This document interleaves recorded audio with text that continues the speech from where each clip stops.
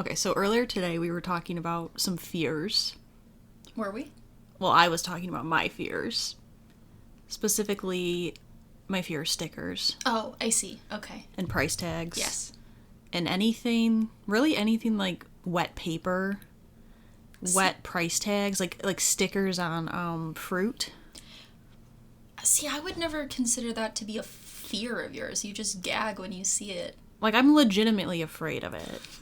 I kid you not. Like, when I get an apple or something and I know I have to peel a sticker off of it, I will literally not get that apple. Like, I will search until I find one without a sticker. And then I was thinking of other fears, and, like, I feel like some are rational. Yes. Like heights. I don't like heights. I don't like spiders. Right. Dark. Yeah. You're the dark.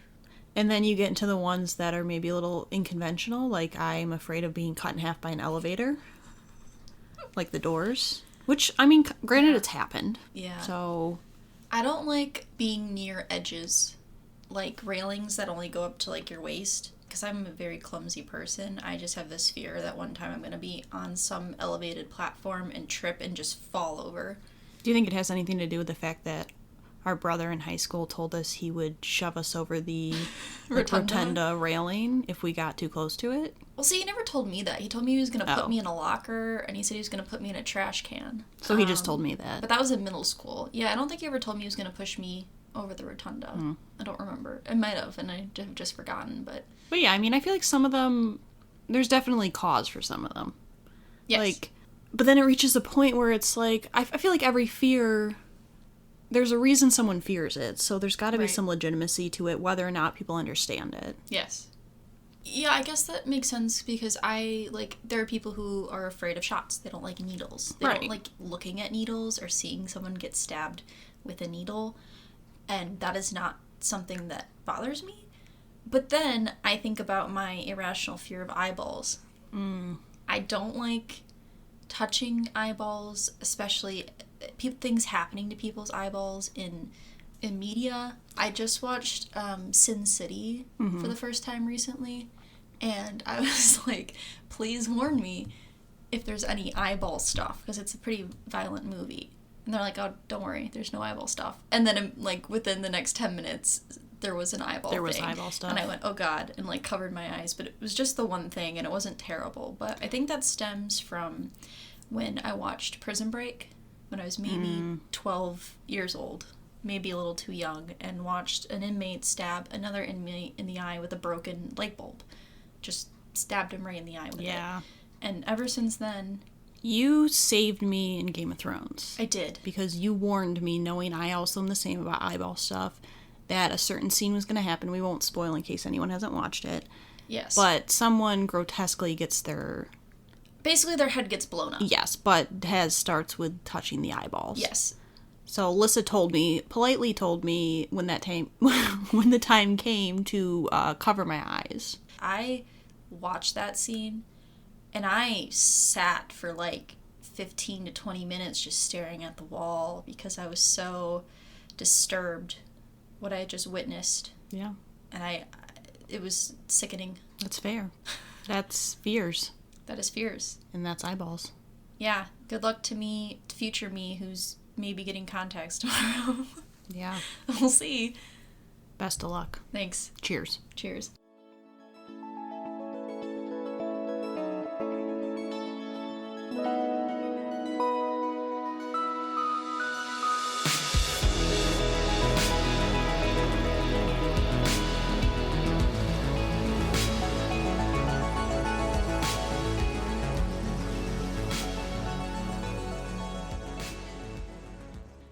Welcome. This is Research, Rank, Repeat. This is Hannah. This is Alyssa. And we have a very special episode today. To be honest, I'm ecstatic. This is a podcast, maybe one of our first ideas. We came up with this while we were still developing the podcast, when we were just talking about it. And we've been waiting and waiting and waiting, and now it's finally time. It's Girl Scout cookie season. It's finally time. Hannah got her boxes in last week. We finally are able to do Girl Scout cookie rankings. The definitive cookie ranking. This is the only list you need to hear. And next time you're walking into that store and those little girls bat their eyes at you and ask you to buy cookies from them, we will tell you which one you should buy. Right. And which one you should avoid. Yes, exactly. Now, do you have a favorite Girl Scout cookie going into this, Hannah? When I was younger, it was always tagalongs. You always loved tagalongs. Loved tagalongs. And then I started to like coconut more, and I love Samoas. Yes. So kind of go back and forth between those two. Okay, Samoa's has always been my favorite. Top tier Girl Scout cookie. I certainly like tagalongs, but it's nowhere near. Yeah. And so I'm curious if within one of our 8 cookies that we've bought, if I find a new favorite. Because I think there were a couple of cookies they didn't have available. Right. But there's quite a few in here that I've never tried. Yes. There's a couple that are new, and then there's ones that we've just never ordered before. So I'll be curious to see. I mean, I would be surprised. I would be happy if one of them was better, because I think Samoas and tagalongs are pretty top tier in terms of cookies. Mm-hmm. But I'm looking forward to it. All right. So I have just a little bit of background about the Girl Scouts and Girl Scout cookies in general. Just thought we could discuss that before we begin our eating. So the Girl Scouts... Sorry, you went down the wrong pipe. That's okay. We're having a little... Normally we have some sort of like cold beverage, but we figured, cookies. It's a little chilly out today. We decided to do hot chocolate. But we also had some butterscotch schnapps that we had bought for another drink, which was not a good drink. It was not a good drink. It was a very bad drink. But it's the perfect excuse to use it. So we poured some of that in the hot chocolate, and here we are. Here we are. So, the Girl Scouts, technically the organization is the Girl Scouts of the United States of America, also just known as the Girl Scouts, was founded in 1912 by Juliette Gordon Low in Savannah, Georgia. And the first cookie sale was made in 1917, 5 years later. So, the actual organized sale of cookies within the Girl Scouts didn't really take off until the 1930s through the 1950s. They had to halt some of their production during World War II. They still sold cookies, but they also sold calendars since they had limited supplies, since a lot of things were being rationed during the war. And I learned that essentially what happens is the Girl Scout organizations, are a couple, like 200 or 100, that will choose one national bakery to make the cookies. And that's not necessarily the same every year. It can change. So essentially one national bakery is making all of these cookies. In an average season, over 200 million boxes of cookies are sold, with a total of about $800 million raised for the organization. And so there also is no standard name for each cookie. Each bakery can designate their own name. Mm-hmm. People complain a lot because, well, that seems silly that you would have different names for the same cookie. I mean, I think in terms of like consistent marketing, people like to see the same thing. Mm-hmm. So there was a comment made earlier today with like one of our family members who said that they thought one of the cookies went by a different name. Yes. So, for example, Thin Mints, which are the popular mint chocolate cookies, are also known as grasshoppers sometimes, just depending on what bakery is making them. And so I found a list on Wikipedia, which is also where I got all this information from. What's the most popular Girl Scout cookie? Just based solely on sales. So, can I guess? Yes, I have the top 4. Okay. Based on what people's favorites are, and also based on sales. Okay, I'm going to say, I think Thin Mints are really popular. I would say tagalongs, Samoas, and Do-si-dos.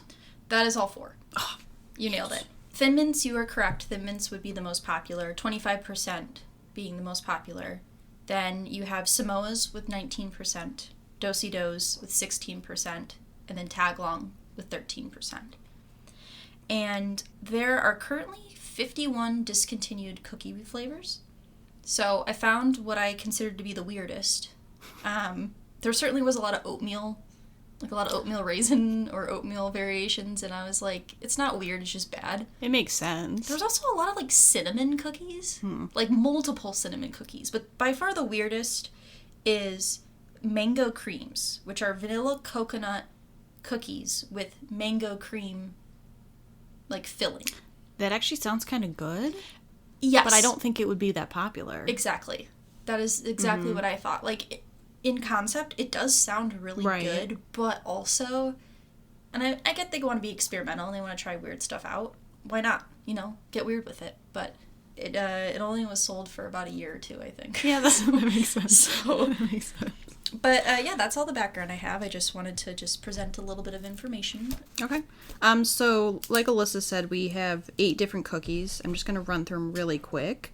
So we have the Do-si-dos, the s'mores, the trefoils, lemon ups, toffee-tastic, tagalongs, Samoas, and Thin Mints. So we have 8 cookies to try today. So we are going to go through each of them, give just a little bit of our description on how we feel about them, and then we're going to rank them at the end. We have our fabulous whiteboards with us again. Yes, I really spent a lot on these. So I'm glad they're getting put to use. This is the 3rd time we've used them. Yeah. How exciting. I feel like we'll continue to use them because we're going to have more food, drink stuff. So, yeah. So we're going to get into it. Okay, so the first one we're doing is the Do-si-dos. They are an oatmeal sandwich cookie with a peanut butter filling. I haven't had this one that many times, I don't think. I've certainly had Do-si-dos, but it's been a long time. Sorry. I'm just trying to adjust my feet as quiet as possible. You're pretty much being as loud as you could possibly be. I just wanted to move this. Now, do you have does the box have a description? You already did. I did the description already. I got distracted with all my moving and dropping things that I...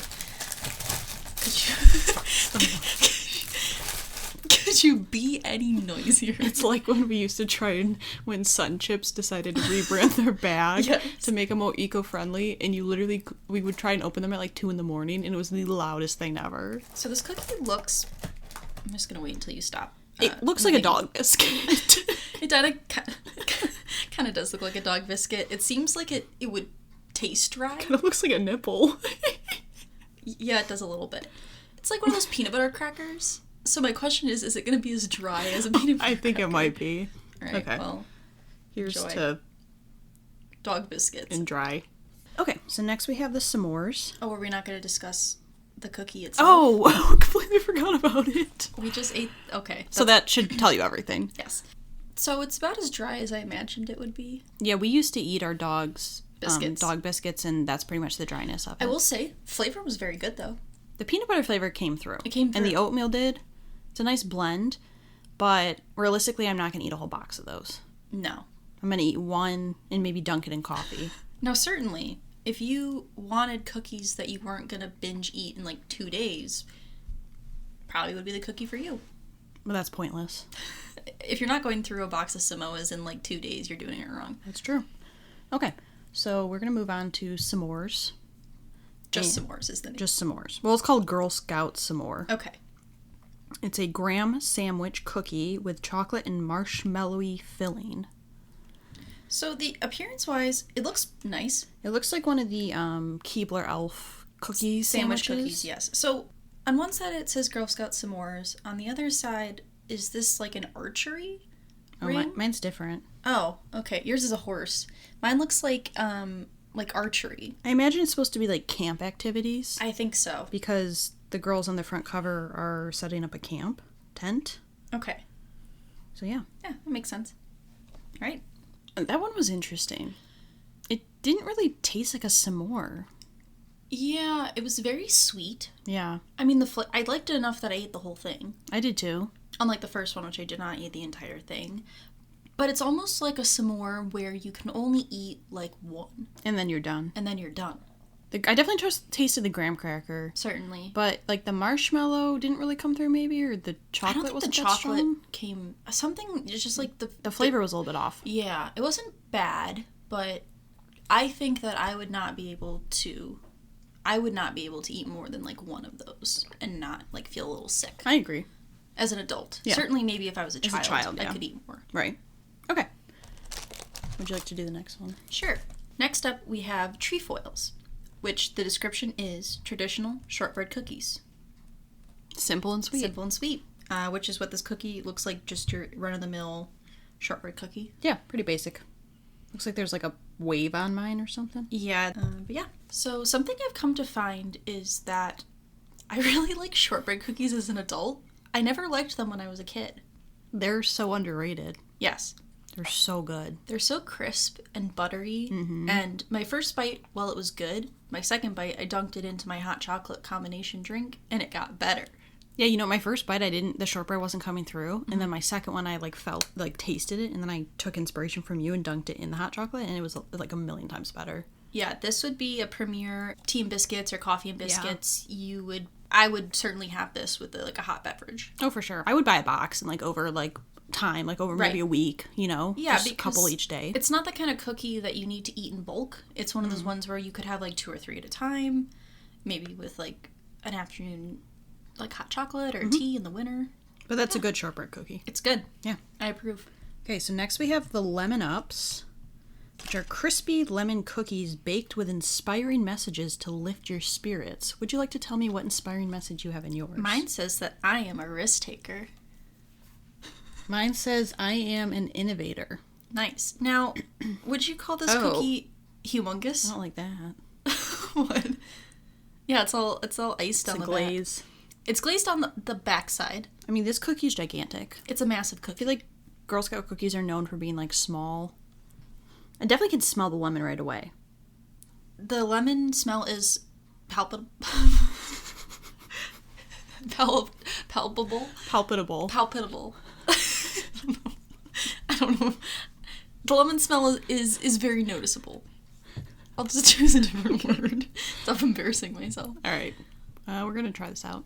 Now, Hannah, did you get the distinct taste of just straight up lemon poppy seed muffin while you're eating this cookie? Yeah. But it's almost like that fake lemon taste where you can tell it's not a real lemon was squeezed in there. Yeah. It's okay. It's fine. I'm not huge on lemon in cookies and desserts. Let's just leave it at that. Okay. I don't know. Sorry, pardon the interruption, something just happened and we've been laughing for about 2 minutes. Currently crying a little bit. I don't remember what we were talking about. Essentially, the cookies are okay. They're okay. They're just okay. Okay. Okay. Ooh. Oh, God. So next up we have the Toffee-tastic cookies, which are gluten-free. Being inclusive to everyone. Okay. The description on the box says they were... the description of the box is... Can we just stop for a second? Alright, so next we're doing the Toffee-tastic gluten-free cookie.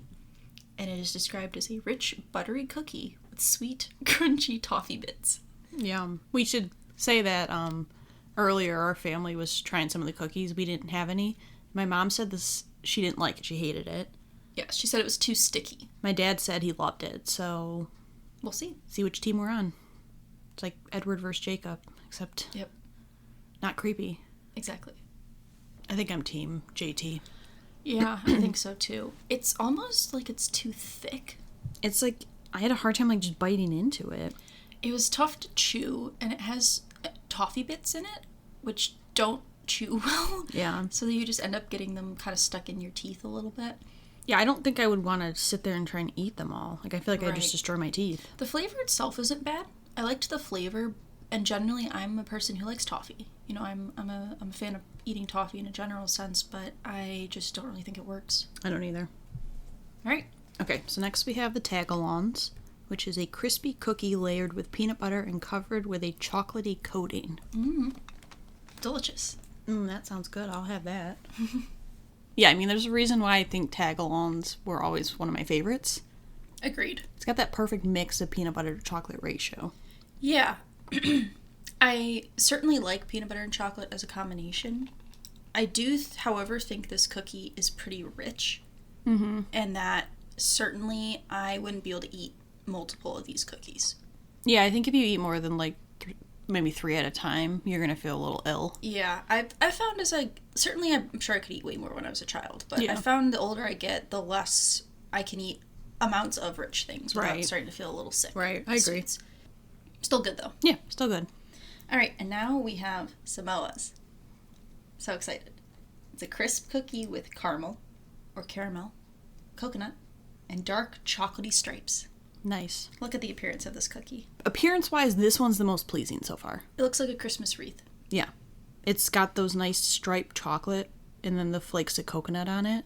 And it's in a circular shape. And you can even see the caramel coming through. Do you say caramel or caramel? I say caramel, but I said both for the audience. So yeah, I was just curious. I thought you said caramel. That's what you normally say, but I wasn't normally say caramel. It just looks very appealing. It does. I mean, they're so good. When you bite in, you instantly like taste the coconut, and then you bite through that caramel layer, and then you get to the actual cookie part itself, and it's just that pairing together blends so well. It's just and it's not too rich. Just such a nice cookie. The dark chocolate, great pairing with coconut and caramel. You get crunchy, you get soft, it melts in your mouth. All around, there's nothing wrong with it. I would agree. I don't think they could make it better, to be honest. Fair point. Okay. And then on to the last cookie. Last but certainly not least favorite. No, the Thin Mints, which you mentioned was actually the general public's favorite cookie. Yes. So it's a crisp chocolatey cookie made with natural oil of peppermint. Which I was not aware that it was made of natural peppermint oil. Me either. Maybe it's not. It's a marketing scam. But it's actually not. We don't want to get sued by Girl Scouts. No. Because I would like to continue to buy Girl Scout cookies. Same. Okay. All right. Let's do it. I mean, so I'll say this. I'm not the biggest fan of, like, peppermint in desserts. I'm just, in a general sense, not a big fan of mint and chocolate together. But honestly, that cookie itself, I think it works. My problem I usually have is that the peppermint is way too overbearing. The mint flavor, like, overpowers the chocolate to the point where it's no longer enjoyable. But Think of, like, Junior Mints. Exactly, yeah. The only one that I really like is the peppermint bark Ghirardelli's chocolate squares. It's the white chocolate and the peppermint. And I think this does a similar thing where the peppermint is certainly present, but it's not overbearing. Yeah. You still get a good amount of chocolate flavor, and the cookie itself is a good texture and a good amount of moisture. It's not too dry. It's not too hard. Yeah. It's not too, like, wet. Nice and moist. Yeah. It's a good salt cookie, you know? No, I agree. I mean, I think if you like mint, you're really going to like this cookie. And I can certainly understand why it is the most sold cookie. Oh, yeah. No, I agree, too. Yeah. Okay, so we have gone through and eaten all 8 of them. Yes. We're going to go do our order. I think I'll start. Okay. Yeah, I'm feeling like starting. Go ahead. Okay, so number 8, I did the Toffee-tastic. I also did the Toffee-tastic. Basically just because I didn't enjoy it. Like, it was such... I feel like my jaw would... Get a workout. I feel like I wouldn't want to eat more than one. I didn't even finish. I ate, like, a quarter of it. We both didn't finish 3 cookies, and it was the 3 same cookies, but that was certainly one of the ones we didn't finish. Yeah. Number 7, I went with the Do-si-dos. Number 7, I went with the Lemon Ups. Okay. I just think the Do-si-dos were too dry for me. Well, I certainly think the Do-si-dos were dry. I just don't see myself ever eating the Lemon Ups. Just because I'm not a huge fan of lemon and cookie, and it just is such a big cookie, and it's not a flavor that I would come back to eat multiple of. Yeah, I mean, I did number 6. I did the Lemon Ups. Same thing as you. I just think in terms of the actual cookie itself, it wasn't as dry. So I feel like I enjoyed it a little bit more. That was the only reason I put it ahead. Yeah, number 6, I did the Do-si-dos.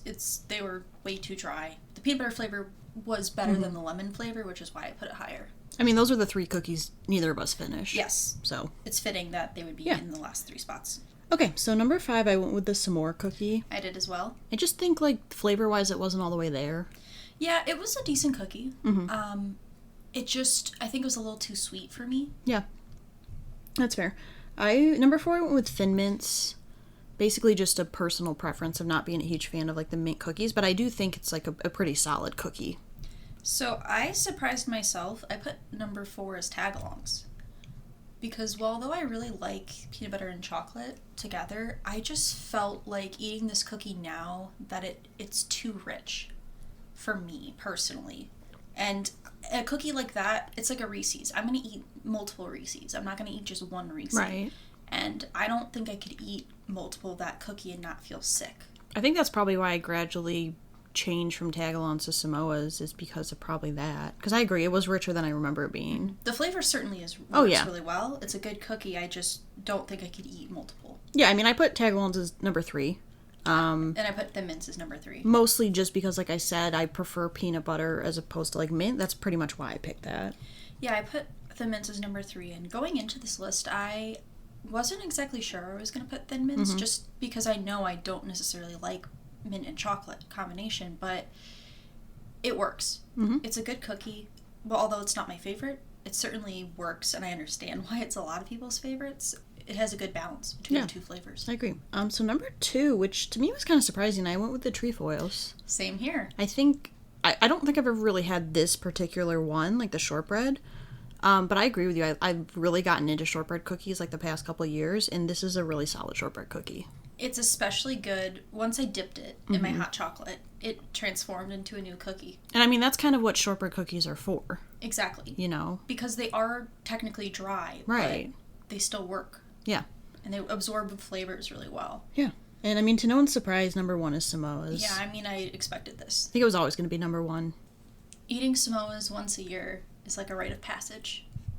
You get that box, you open it up, you shove those cookies in your mouth, and you're in heaven. You forget about all your life troubles for a few minutes. And you can polish off a box in a day. And you feel bad about yourself later. Yes, you certainly feel bad, but in the moment, feels so good. Worth it. Yeah, so let's just run through them really quick. Yep. So I had Toffee-tastic, it's number 8, Do-si-dos 7, Lemon Up 6, S'mores 5, Thin Mints 4, Tagalongs 3, Trefoils 2, and Samoas 1. I had Toffee-tastic at number 8, Lemon Ups is number 7, Do-si-dos number 6, S'mores number 5, Tagalongs number 4, Thin Mints number 3, Trefoils number 2, number 1 Samoas. Yes. Reign supreme. So if there's anything you should take away from this, trefoils are underrated. Buy Samoas. Of course, buy Samoas, but go get yourself some shortbread cookies. Show them some love so they don't get discontinued. Because that would be disappointing. That's actually, interestingly, that's probably the only other one I would buy now and add into, like, you know, because we always seem to buy tagalongs and Samoas every year. But I would definitely buy those the next year and get some shortbread. I want to go back to the Wikipedia list I was looking at, because I want to see where trefoils rank. Right, because it wasn't in the top 4. Okay, so trefoils are number 1, 2, 3, 4, 5, 6. They're over the lemon. Over the lemonades. Or they're below the lemon. Although the lemonades, aren't they Lemon Ups now? Yeah, but that's the same, just different name. Yeah. So they're like kind of up there. But certainly I would be depressed if those got discontinued. I would agree. Pretty good cookie. But yeah, I think what's interesting is that the Girl Scouts don't necessarily do traditional cookies. There's no chocolate chip.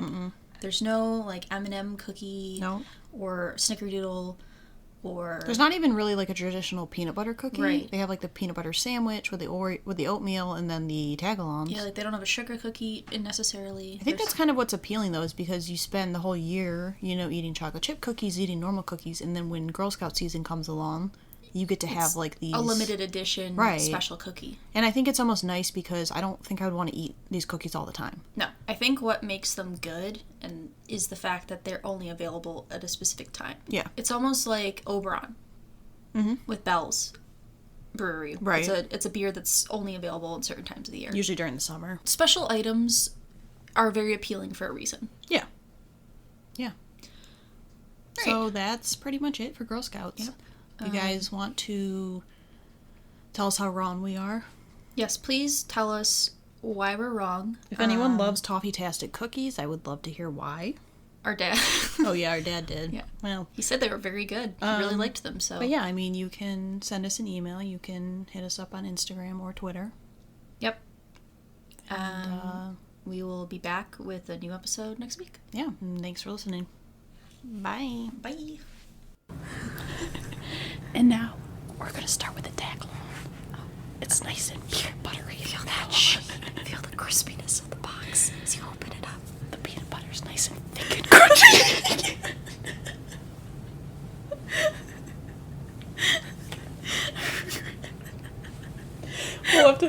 Okay. We would like to thank Joseph McDade for our intro music. He provides free music available for all kinds of creative use. The song that we used is called Sunrise Expedition, and you can find it and his other music on his website, josephmcdade.com. If you would like to reach us, you can email us at r3podcasts@gmail.com.